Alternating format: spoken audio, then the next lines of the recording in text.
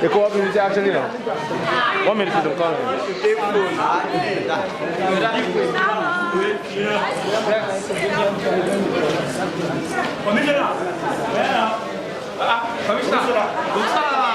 Greatest Asonites.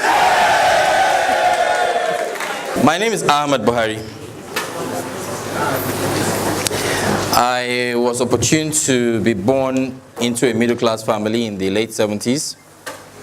I decided to take up the mantle, to start a sensitization exercise, to go across the length and breadth of this country and bring to the consciousness of the Nigerian youth the need for them to particularly participate in active politics. But if people tell you, oh, you cannot handle this until you are 40, you're not going to be prepared for it until you are 50. So it is important for us at this point in time to start realizing that no matter how young I am, if I'm not happy with the system, if I'm not happy with the situation, it is imperative that I participate ourselves. Our strongest strength lies in our unity. I have looked at the country back and forth. I was in Kano and I saw the leather industry in Kano. I was in Aba and I saw the leather factory in Aba. But you know what? The popular Louis Vuitton recently announced that Kano is its biggest supplier of leather. And the men who process this leather in Kano are still languishing in poverty. What does that mean?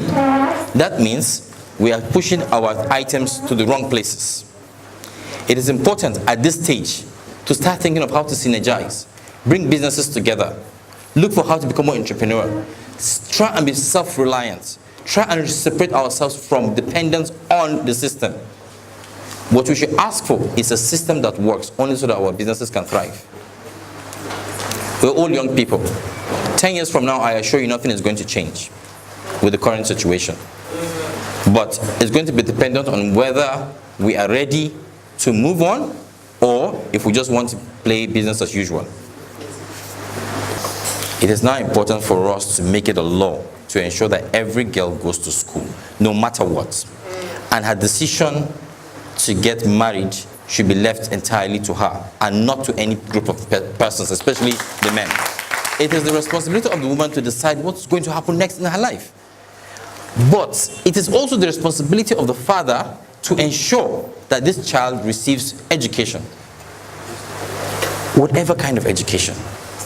There are places where some other contestants in my capacity wanting to run for this office of this magnitude have presented themselves to people like you, and before you bring them, you tell them, you have to drop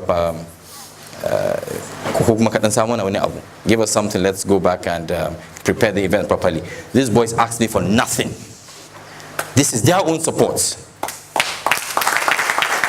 I have been to a lot of media outlets where 15 minutes could cost you as high as 1.5 million naira, as little as 1 million naira.